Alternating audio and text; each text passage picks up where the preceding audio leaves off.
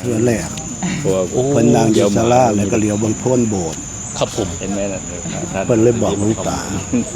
ว่ามีอัน เดี๋ยวเพิ่นว่าเนาะ ครับผม สิสร้างอยู่บ่โบสถ์ ครับผม หลวงตาเลยว่าคันมีก็สิสร้างอยู่คันสร้างหลวงพ่อฝากเด้อห้ามคดห้ามไถห้ามกล ครับผม ห้ามทำลาย โอ้ โพ้นโบสถ์ ครับ หลว ผ ง ม ตามันเป็นอย่างนอกเนี่ยมีไหมหลวงตาว่ามีหยังคั่นน่ะมี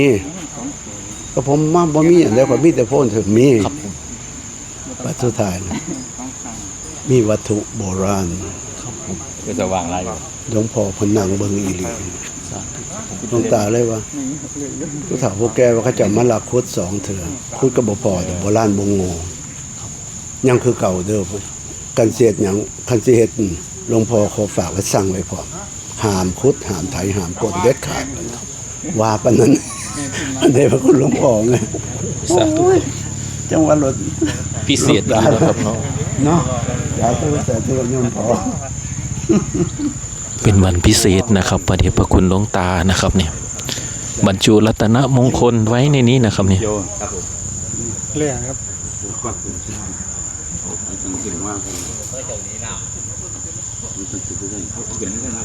องค์หน่อยสาธุ หรือนะครับสาธุอนุโมทนานะครับ